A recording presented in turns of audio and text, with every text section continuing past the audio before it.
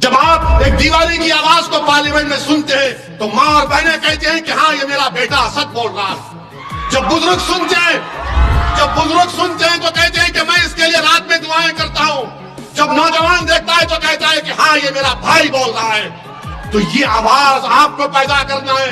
कोई आसमान से आने वाला नहीं, कोई जमीन से निकलने वाला नहीं, आपको अपनी आवाज को बनाना पड़ेगा। बोलो, क्या भाजपा तुम्हारी आवाज है? क्या कांग्रेस तुम्हारी आवाज है? क्या दिल्ली का वो मुख्यमंत्री तुम्हारी आवाज है?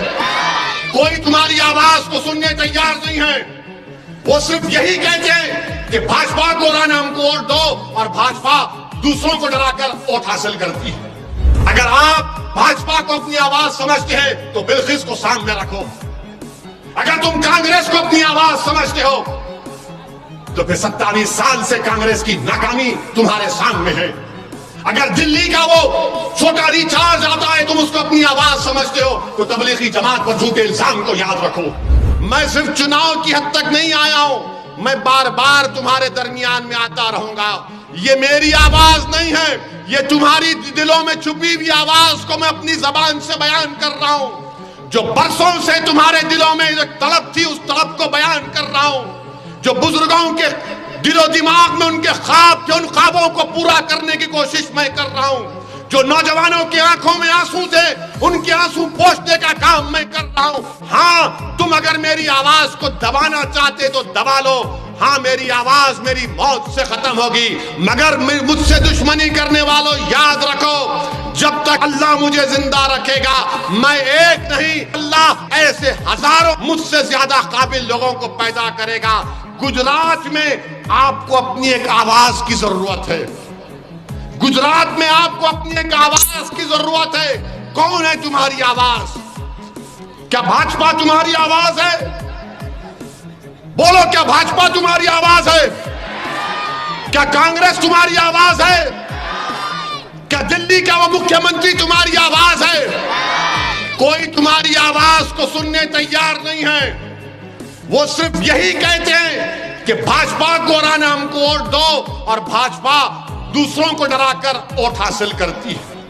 तो मेरे इलेक्शन लड़ने का मकसद एक ही है कि आपकी आवाज को मजबूत किया जाए, आपकी आवाज को गुजरात की विधानसभा में भिजाया जाए। चाहे वसीम कुरैशी हो, साबिर काबुली वाला हो, कोई भी मजलिस का नुमाइंदा अगर कामयाब होगा इंशाअल्लाह, तो गुजरात की विधानसभा में जाकर आपकी आवाज बनेगा। लोग बोलेंगे गुजरात की विधानसभा में अगर मंजलिस के 8, 10 या 6, 7 एमएलए इंशाअल्लाह कामयाब हो गए तो क्या होगा?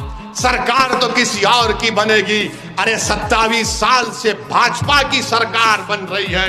अगर किसी की भी सरकार बनती है, गुजरात की जनता तय करेगी। याद रखो, किसी पार्टी को सत्ता में आने से रोकना हम नहीं रोक सकते, हम अपने इत्तेहाद से अपनी आवाज को भिजा सकते। और जब आपका नुमाइंदा वसीम कुरैशी हो, साबिर काबुली वाला हो, शकील समा हो, ये जब विधानसभा में जाएंगे तो आपकी आवाज बनेंगे। कोई उठकर बोलेगा ओवैसी अगर 6-7 जीत कर जाएंगे तो क्या होगा? तो मैं उनको जवाब दे रहा हूं, आपको समझा रहा हूं कि भारत की पार्लियामेंट में 540 एमपी हैं, मजलिस के सिर्फ 2 एमपी हैं, मैं और इम्तियाज जलील। हम दोनों में से अगर कोई एक खड़ा हो जाता है तो 6 मिनट के लिए भाजपा के 300 एमपियों को मिला के रख देते हैं। आपकी तकलीफ और आपके इंसाफ की बात करते हैं। इसको कहते हैं आवाज, इसको कहते हैं आवाज। हाँ, कोई कांग्रेस से भी जीत कर गया होगा, मगर वो आवाज नहीं उठाएगा, वो खामोश बैठा रहेगा, वो आवाज जबान पे ताला लगेगा। मैंने पार्लियामेंट में देखा कि जब मैं तकरीर करने के लिए खड़ा होता हूं तो अल्लाह का करम है, सदका नबी करीम सल्लल्लाहु अलैहि वसल्लम का, दुआ है औलिया अल्लाह की कि अल्लाह मेरी जबान में वो ताकत देता है बोलने के लिए, मेरा नाकारनामा नहीं। हम 5-6 मिनट में हर चीज को बयान कर देते हैं। यही तो चाहिए गरीबों को, यही तो चाहिए कमजोरों को, यही तो सुनने की आवाज तड़प रहे गुजरात के कमजोर लोग आज। जब आप एक दीवाने की आवाज को पार्लियामेंट में सुनते हैं तो माँ और बहनें कहती हैं कि हाँ ये मेरा बेटा सच बोल रहा है। जब बुजुर्ग सुनते हैं तो कहते हैं कि मैं इसके लिए रात में दुआएं करता हूं। जब नौजवान देखता है तो कहता है कि हाँ ये मेरा भाई बोल रहा है। तो ये आवाज आपको पैदा करना है, कोई आसमान से आने वाला नहीं, कोई जमीन से निकलने वाला नहीं, आपको अपनी आवाज को बनाना पड़ेगा। अगर आप भाजपा को अपनी आवाज समझते हैं तो बिल्किस को सामने रखो।